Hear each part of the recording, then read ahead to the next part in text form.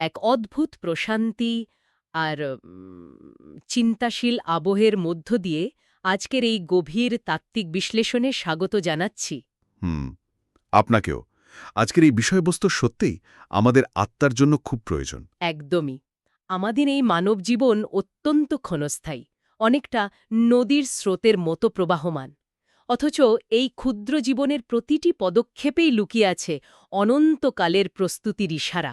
ঠিক, আমরা প্রতিনিয়ত জাগতিক কোলাহলে এতটাই নিমজ্জিত থাকি যে অস্তিত্বের মূল উদ্দেশ্যটি অনেক সময় আমাদের দৃষ্টির অগোচরে চলে যায়। আর সেজন্যই আজকের এই জ্ঞানগর্ভ আসরে আমরা এমন কিছু ঐশ্বরিক বার্তা নিয়ে আলোচনা করব যা আমাদের আত্মাকে নতুন করে জাগিয়ে তুলবে। স্রষ্টার অসীম ক্ষমতার সামনে আমাদের কতটা বিনয়ী হওয়া প্রয়োজন তা স্মরণ করিয়ে দেবে। আজকের আলোচনার মূল উৎস সম্পর্কে যদি একটু ধারণা দিতেন। অবশ্যই। আজকের আলোচনার মূল উৎস হল পবিত্র কুরআনের ২২তম পারা। সুনির্দিষ্টভাবে বলতে গেলে সূরা আহজাবের ৩১ নম্বর আয়াত থেকে শুরু করে সূরা ইয়াসিনের ২১ নম্বর আয়াত পর্যন্ত। এই অংশটি মানবজীবনের শুরু থেকে শেষ পরিণতি পর্যন্ত এক চমৎকার এবং সুশৃঙ্খল রূপরেখা প্রদান করে। ঠিক তাই। আর আমাদের এই তাত্ত্বিক আলোচনার মূল উদ্দেশ্য হল সামাজিক শালীনতার বিধান, আল্লাহর অসীম ক্ষমতার নিদর্শন এবং আখেরাতের স্মৃতির মতো বিষয়গুলো থেকে অত্যন্ত গুরুত্বপূর্ণ কিছু আধ্যাত্মিক শিক্ষা বের করে আনা। আসলে এই আয়াতগুলোর গভীরে প্রবেশ করলে দেখা যায় এখানে কেবল কিছু ঐতিহাসিক ঘটনার বর্ণনা দেওয়া হয়নি, বরং প্রতিটি আয়াতের পরতে পরতে লুকিয়ে আছে মানুষের আত্মিক পরিশুদ্ধির এক নিখুঁত গাইডলাইন। সেই উপলব্ধির জায়গা থেকেই চলুন আমরা সূরা আহজাবের দিকে দৃষ্টি নিবদ্ধ করি। এই সূরার ৫৬ নম্বর আয়াতে অত্যন্ত চমকপ্রদ একটি ঘোষণা রয়েছে। জি, দুরূদ পাঠের সেই মহিমান্বিত ঘোষণাটির কথা বলছেন তো? ঠিক, সেখানে বলা হয়েছে, স্বয়ং আল্লাহ এবং তার ফেরেশতারা নবীর প্রতি রহমত বর্ষণ করেন বা দুরূদ পাঠ করেন। এরপরই মুমিনদের নির্দেশ দেওয়া হয়েছে যেন তারাও নবীর ওপর দুরূদ ও সালাম পাঠ করে। এই জায়গাটি সত্যি অভাবনীয়। একটু গভীরভাবে চিন্তা করলে দেখা যায় স্রষ্টা মানুষকে নামাজ, রোজা বা হজের মতো অনেক ইবাদতের নির্দেশ দিয়েছেন, কিন্তু তিনি নিজে কখন এসব করেন না, কারণ তিনি সবকিছুর ঊর্ধ্বে। হ্যাঁ, কিন্তু দুরূদ পাঠের বিষয়টি তাহলে সম্পূর্ণ অনন্য। একদমই অনন্য। যখন বলা হচ্ছে স্বয়ং মহাবিশ্বের স্রষ্টা এবং তার অগণিত ফেরেশতা নবীর প্রতি রহমত বর্ষণ করছেন, তখন এটি নবীর মর্যাদার এক মহাজাগতিক উচ্চতাকে নির্দেশ করে। আর মুমিনদের যখন এই একই কাজে অংশ নেওয়ার নির্দেশ দেওয়া হয়, তখন তা শুধু একটি সাধারণ বাধ্যবাধকতার মধ্যে সীমাবদ্ধ থাকে না, বরং এটি স্রষ্টার নিজস্ব একটি কাজের সাথে বান্দার একাত্মতা ঘোষণার এক বিরল সুযোগ। এর মাধ্যমে মূলত নবীর প্রতি ভালোবাসা এবং আনুগত্যের সর্বোচ্চ স্তরকে প্রকাশ করা হয়। সুবহানাল্লাহ, নবীর এই অকল্পনীয় সম্মানের ধারাটি কেবল তার নিজের সত্তার মধ্যেই সীমাবদ্ধ থাকেনি, বরং তার পরিবারের জন্য এক বিশেষ মর্যাদার আবরণ তৈরি করেছে। জি, উম্মাহাতুল মুমিনিন অর্থাৎ রাসূল সাল্লাল্লাহু আলাইহি ওয়াসাল্লামের স্ত্রীদের মর্যাদার বিষয়টি এখানে খুব স্পষ্টভাবে এসেছে। ঠিক, এই সূরাতেই তাদের জন্য বিশেষ আচরণের নির্দেশ দেওয়া হয়েছে। তাদের স্পষ্টভাবে বলা হয়েছে যেন তারা জাহেলি যুগের নারীদের মতো নিজেদের প্রদর্শন না করেন। এই যে জাহেলি যুগ বা অজ্ঞতার যুগের কথা বলা হলো, তৎকালীন সামাজিক কাঠামোটা বুঝতে পারলে এই নির্দেশের গভীরতা আরও বেশি স্পষ্ট হবে। সেই যুগে তো নারীদের নিজস্ব কোনো সম্মান বা সামাজিক মর্যাদা ছিল না, তাই না? না, ছিল না। তাদের অনেকটা প্রদর্শনীর বস্তু হিসেবে গণ্য করা হতো। কিন্তু ইসলাম এই ধারণার মূলে কুঠারাঘাত করেছে। রাসূল সাল্লাল্লাহু আলাইহি ওয়াসাল্লামের স্ত্রীদের মাধ্যমে মূলত পুরো নারী সমাজের জন্যই শালীনতা ও আত্মমর্যাদার এক অনন্য মানদণ্ড নির্ধারণ করে দেওয়া হয়েছে। এই সুরক্ষার বিষয়টি আরও সুনির্দিষ্ট রূপ পায় সূরা আহজাবের ৫৯ নম্বর আয়াতে। সেখানে মুমিন নারী ও কন্যাদের ঘর থেকে বের হওয়ার সময় জিলবাব বা চাদর দিয়ে নিজেদের শরীর ঢেকে রাখার নির্দেশ দেওয়া হয়েছে।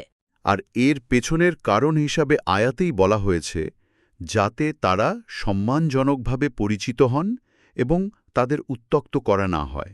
তার মানে পোশাক এখানে শুধু একটি বাহ্যিক আবরণ নয়, বরং এটি সমাজের প্রতি একটি শক্তিশালী বার্তাও দিচ্ছে।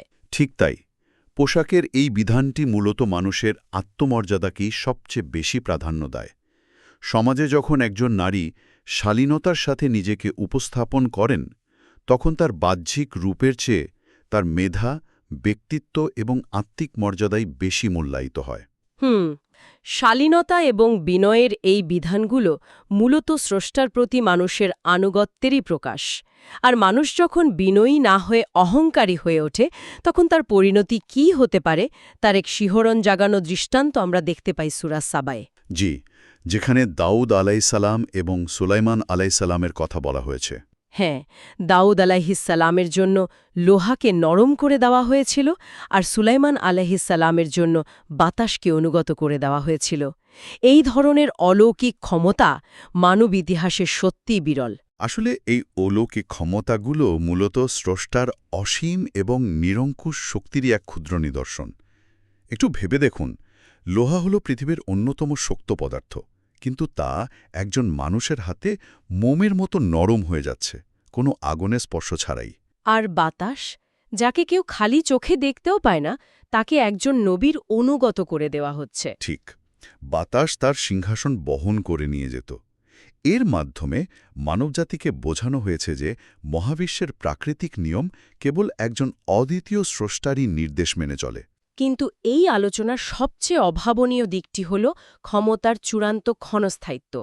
এত বিশাল ক্ষমতাশালী একজন নবী, যার রাজত্বে বাতাস অনুগত ছিল, শক্তিশালী জিন জাতি তার আদেশে বড় বড় ইমারত নির্মাণ করত, তার মৃত্যু হল একটি লাঠিতে ভর দিয়ে দাঁড়িয়ে থাকা অবস্থায়।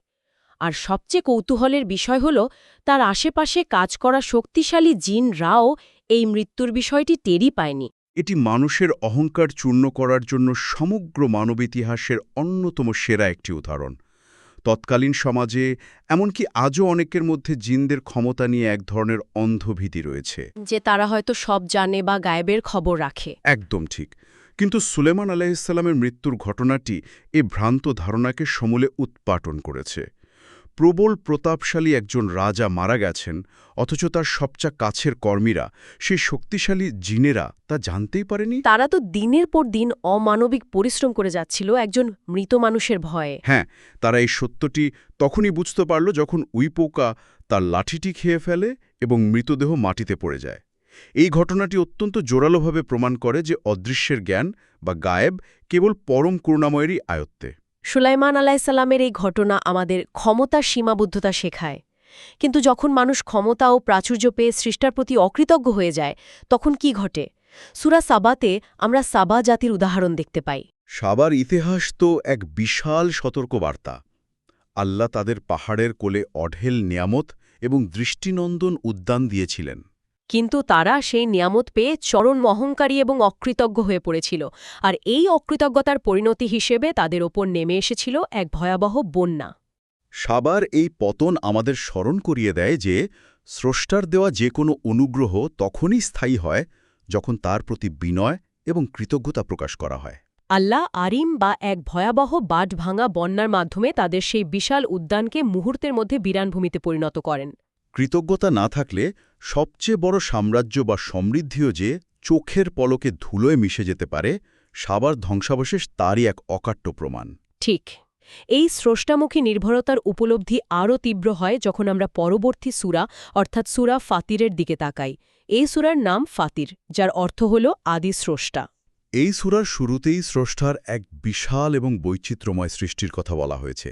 জি, সেখানে ফেরেশতাদের 2, 3, 4 বা ততোধিক ডানা দিয়ে সৃষ্টি করার কথা বলা হয়েছে। এই বর্ণনাগুলো শুনলে আমাদের কল্পনার পরিধি যেন হঠাৎ করে থমকে যায়। মহাবিশ্বের বিশালত্ব এবং সৃষ্টার সৃজনশীলতার কোনো পরিসীমা নেই। আমরা আমাদের এই পৃথিবীর সাধারণ পদার্থবিদ্যা দিয়ে ফেরেশতাদের কাঠামো কল্পনাও করতে পারব না। স্রষ্টা কতটা মহান আর তার তুলনায় মানবজাতি কতটা ক্ষুদ্র, এই বৈপরীত্যটি তুলে ধরাই এর মূল উদ্দেশ্য। ঠিক এই জায়গাতেই একটি গভীর প্রশ্ন জাগে, এত বিশাল সৃষ্টি যার, তার কাছে মানুষের অবস্থান কোথায়? সূরা ফাতিরের 15 নম্বর আয়াতে বলা হয়েছে, হে মানুষ, তোমরা সবাই আল্লাহর কাছে অভাবী, আর আল্লাহ অভাবমুক্ত ও প্রশংসিত। এটি মানবজীবনের অত্যন্ত কঠিন এবং সত্য একটি দর্শন। যদি স্রষ্টার আমাদের কোনো প্রয়োজনই না থাকে, তবে এই যে আমরা প্রতিদিন এত নিয়ম মেনে ইবাদত করি, এগুলো কি স্রষ্টার কোনো উপকারে আসে? এই আয়াতের মাধ্যমে মূলত মানুষের ভেতরে সমস্ত অহংকারকে ধূলিসাৎ করে দেওয়া হয়েছে। আমরা পৃথিবীতে যতই ক্ষমতাশালী হওয়ার ভান করি না কেন, আমাদের অস্তিত্বের প্রতিটি নিঃশ্বাস কেবল স্রষ্টার দয়ার ওপর নির্ভরশীল। হুম। মানুষ যখন এবাদত করে তখন সে স্রষ্টাকে কোনোভাবে সমৃদ্ধ করছে না। আমাদের এই এবাদত মূলত আমাদের নিজেদের আত্মিক মঙ্গলের জন্যই প্রয়োজন। মানুষের আত্মা যখন স্রষ্টার সাথে সংযুক্ত থাকে না, তখন সে অস্থিরতায় ভোগে। তার মানে এবাদত হলো সেই আত্মার খোরাক। একদম তাই। যখন কেউ বুঝতে পারে যে তার সিজদার কারণে আল্লাহর রাজত্ব এক বিন্দুও বাড়ে না, বরং সে নিজেই পরিশুদ্ধ হয়, তখন এবাদতের প্রতি তার দৃষ্টিভঙ্গি সম্পূর্ণ বদলে যায়। এই আত্মিক সজীবতার বিষয়টি বোঝানোর জন্য সূরা ফাতিরে আলো এবং অন্ধকারের অন্ধ এবং চক্ষুষ্মানের যে চমৎকার বৈপরীত্যের রূপক ব্যবহার করা হয়েছে তা সত্যি অসাধারণ। জি, সেখানে আল্লাহ স্পষ্টভাবে বলেছেন যে অন্ধ ও চক্ষুষ্মান যেমন কখনোই সমান হতে পারে না, তেমনি অন্ধকার ও আলো এক নয়। এমনকি জীবন্ত ও মৃত ব্যক্তিরাও কখনো সমান হতে পারে না। এই রূপকগুলোর পেছনের মূল বার্তাটি আসলে আমাদের অন্তরের অবস্থার সাথেই যুক্ত, তাই না? ঠিক ধরেছেন। একজন মানুষ শারীরিকভাবে বেঁচে থাকতে পারে, কিন্তু তার আত্মা যদি স্রষ্টার স্মরণ থেকে বিচ্যুত থাকে, তবে আধ্যাত্মিক দৃষ্টিকোণ থেকে সে মৃত। যারা স্রষ্টার আলোয় আলোকিত হয়ে সত্যকে দেখতে পায়, তারা চক্ষুষ্মান। আর যারা পার্থিব মোহে আবদ্ধ তারা মূলত জীবন্ত লাশের মতো। অন্তরের এই সজীবতা এবং আলো উন্মেষণের প্রসঙ্গটি আমাদের আজকের আলোচনার সবচেয়ে আবেগপূর্ণ অংশে নিয়ে যায়, আর তা হল সূরা ইয়াসিন। সূরা ইয়াসিন, যাকে কুরআনের কল্ব বা হৃৎপিণ্ড বলা হয়ে থাকে। হ্যাঁ, এর শুরুতেই প্রজ্ঞাময় কোরআনের শপথ করে মোহাম্মদ সাল্লাল্লাহু আলাইহি ওয়াসাল্লামকে সত্যপথের রাসূল হিসেবে ঘোষণা করা হয়েছে। এরপরই এই সূরাতে এক নির্দিষ্ট জনপদের অত্যন্ত শিক্ষণীয় একটি কাহিনী তুলে ধরা হয়েছে। যেখানে পরপর ৩ জন নবী এসেছিলেন মানুষদের সত্যের পথে ডাকার জন্য। কিন্তু সেই জনপদের অধিবাসীরা তাদের অস্বীকার করেছিল। এই প্রত্যাখ্যানের কারণ কি ছিল আসলে? মানবজাতির মনস্তত্ত্বের একটি অন্ধকার দিক হল সত্যকে মেনে নেওয়ার অনীহা। যখন সেই ৩ জন নবী এসে মানুষদের একত্ববাদের দাওয়াত দিলেন, তখন জনপদের লোকেরা কেবল তাদের অস্বীকারই করেনি, বরং উল্টো নবীদেরকে তাদের অমঙ্গলের কারণ হিসাবে সাব্যস্ত করেছিল। তারা বলেছিল নবীদের কারণেই তাদের ওপর দুর্ভাগ্য নেমে এসেছে। হ্যাঁ, মূলত সত্য যখন মানুষের সামনে প্রথম উন্মোচিত হয়, তখন তা তাদের চিরাচরিত ভুল বিশ্বাস এবং আরামদায়ক জীবনযাপনকে প্রশ্নের মুখে ফেলে। সেই অস্বস্তিকেই তারা সত্যের বাহকদের উপর আক্রমণাত্মক হয়ে ওঠে। কিন্তু এই ঘোর অন্ধকারের মধ্যেই কাহিনীর সবচেয়ে আকর্ষণীয় এবং অনুপ্রেরণাদায়ক ঘটনাটি ঘটে। সূরা ইয়াসিনের এই অংশে বলা হয়েছে যে শহরের দূর প্রান্ত থেকে এক ব্যক্তি ছুটে এসেছিলেন। এই ছুটে আসা মানুষটির নাম ছিল হাবিব নাজ্জার। তিনি কোনো ক্ষমতাশালী নেতা বা অত্যন্ত ধনী কোনো ব্যক্তি ছিলেন না। তিনি ছিলেন সমাজের খুব সাধারণ একজন মানুষ। কিন্তু তার অন্তর ছিল সত্যের আলোয় আলোকিত। একদম। যখন তিনি দেখলেন যে তার জাতি ৩ জন নবীকে মিথ্যা প্রতিপন্ন করছে এবং তাদের হত্যার ষড়যন্ত্র করছে, তখন তিনি আর নীরব থাকতে পারলেন না। তিনি শহরের দূর প্রান্ত থেকে দৌড়ে এসে তার জাতিকে নবীদের অনুসরণ করার উদ্দাত্ত আহ্বান জানালেন। তিনি তো অত্যন্ত যৌক্তিকভাবে প্রশ্নও তুলেছিলেন, আমি কেন তার ইবাদত করব না যিনি আমাকে সৃষ্টি করেছেন এবং যার কাছে তোমাদের ফিরে যেতে হবে? তিনি অত্যন্ত সাধারণ হয়েও অসাধারণ এক সাহসিকতার পরিচয় দিয়েছিলেন, কিন্তু তার পরিণতি ছিল জাগতিক দৃষ্টিতে অত্যন্ত মর্মান্তিক। তার জাতি তাকে নির্মমভাবে হত্যা করেছিল। জি, কিন্তু মৃত্যুর সাথে সাথেই তার সামনে আখেরাতের চিরস্থায়ী সফলতার দরজা খুলে যায়। কোরআনের বর্ণনায় বলা হয়েছে, শহীদ হওয়ার পরই তাকে বলা হলো, জান্নাতে প্রবেশ করো। জান্নাতের সেই অকল্পনীয় সুখ দেখে তিনি আক্ষেপ করে বলেছিলেন, হায়, আমার জাতি যদি জানত আমার রব আমাকে কিভাবে ক্ষমা করেছেন। তার এই নিঃস্বার্থ ঈমান, অপরিসীম সাহসিকতা এবং নিজের হত্যাকারী জাতির প্রতিও তার এই দরদ কিয়ামত পর্যন্ত মানুষের জন্য অমর এক অনুপ্রেরণা হয়ে আছে। একজন সাধারণ মানুষের এমন ঈমানী দৃঢ়তা প্রমাণ করে যে সত্যের পথে দাঁড়ানোর জন্য বিশাল ক্ষমতার প্রয়োজন নেই, প্রয়োজন কেবল একটি সজীব অন্তরের। আজকের এই দীর্ঘ ও গভীর বিশ্লেষণের পর আমরা যদি একটু পেছন ফিরে তাকাই, তবে দেখব আমরা মানব জীবনের বিভিন্ন স্তরের এক চমৎকার আধ্যাত্মিক আয়নার সামনে দাঁড়িয়েছিলাম। সূরা আহজাব থেকে সূরা ইয়াসিন পর্যন্ত পুরো যাত্রাতেই সেই প্রতিফলন রয়েছে। সূরা আহজাবে নবীর প্রতি মহাজাগতিক দুরূদ পাঠ এবং সমাজের জন্য শালীনতার যে বিধান আমরা দেখলাম তা মূলত একটি পবিত্র সমাজের ভিত্তি গড়ে তোলে। এরপর সূরা সাবার মাধ্যমে আমরা উপলব্ধি করলাম যে সুলাইমান আলাইহিসসালামের মতো বিশাল ক্ষমতাও মৃত্যুর কাছে কতটা তুচ্ছ। আর অকৃতজ্ঞতা কিভাবে সাবার মতো সমৃদ্ধ জাতিকে মুহূর্তের মধ্যে ধ্বংস করে দিতে পারে সেটাও আমরা দেখেছি। সেখান থেকে সূরা ফাতের আমাদের স্মরণ করিয়ে দিল সৃষ্টির বিশালতার সামনে আমাদের চূড়ান্ত অসহায়ত্ব এবং অভাববোধের কথা। এবং পরিশেষে সূরা ইয়াসিন হাবিব নাজ্জারের আত্মত্যাগের মধ্য দিয়ে আমাদের অন্তরে আখেরাতের সেই চূড়ান্ত স্পন্দন জাগিয়ে তুলল। এই প্রতিটি ঘটনাই আসলে একই সুতোয় গাথা। এগুলো হলো মানুষের অহংকার চূর্ণ করে স্রষ্টার সামনে বিনয়ী হওয়ার এক চিরন্তন ঐশ্বরিক গাইডলাইন। স্রষ্টা আমাদের বারবার স্মরণ করিয়ে দিচ্ছেন যে মানুষের বাহ্যিক ক্ষমতা বা প্রযুক্তিগত উৎকর্ষ কোনোটিই তার প্রকৃত শক্তি নয়। প্রকৃত শক্তি হল বিনয় এবং আখেরাতের প্রতি অবিচল বিশ্বাস। ঠিক তাই, হাবিব নাজ্জারের মতো একজন সাধারণ মানুষও যখন স্রষ্টার কাছে নিজেকে সঁপে দেন তখন তিনি চিরকালের জন্য সম্মানিত হয়ে যান। আমাদের জীবনের প্রতিটি পদক্ষেপই হওয়া উচিত সেই চূড়ান্ত ঠিকানার জন্য প্রস্তুতি। অত্যন্ত যথার্থ বলেছেন। এই গভীর আলোচনার একদম শেষ পর্যায়ে এসে আজকের বিষয়বস্তুর ওপর ভিত্তি করে একটি ভাবনার বিষয় বা চিন্তার খোরাক রেখে যেতে চাই। অবশ্যই। সুলাইমান আলাইহিসসালামের মৃত্যুর ঘটনায় আমরা দেখলাম যে জিনদের মতো শক্তিশালী এবং প্রবল ক্ষমতাসম্পন্ন প্রাণীরাও ভবিষ্যতের খবর বা গায়েব সম্পর্কে সম্পূর্ণ অন্ধ ছিল। তারা টেরই পায়নি যে তাদের প্রতাপশালী রাজা আর বেঁচে নেই। হ্যাঁ। তাহলে একটু ভেবে দেখা দরকার, আধুনিক এই যুগে আমরা নিজেদের বুদ্ধি, বিজ্ঞান আর প্রযুক্তির অহংকারে আমাদের নিজেদের জীবনের ভবিষ্যৎ বা অদৃশ্য নিয়ে কতটা অন্ধের মতো আচরণ করছি? আমরা কি মনে করছি প্রযুক্তি আমাদের মৃত্যু বা বিপদ থেকে চিরকাল রক্ষা করবে? এটি অত্যন্ত গভীর একটি প্রশ্ন।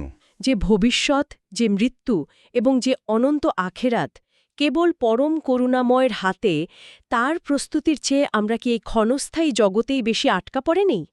আমরা কি নিজেদের চিরস্থায়ী ভেবে সাবার মতো অকৃতজ্ঞ হয়ে যাচ্ছি না? এই প্রশ্নের উত্তর খোঁজার দায়িত্ব আমাদের সবার নিজস্ব বিবেকের। আজকের এই মর্যাদাপূর্ণ এবং আধ্যাত্মিক আলোচনা এখানেই শেষ করছি। পরম করুণাময় আমাদের সবাইকে সঠিক পথ উপলব্ধি করার তৌফিক দান করুন। প্রশান্তিতে এবং আখেরাতে সচেতনতায় কাটুক সামনের প্রতিটি মুহূর্ত।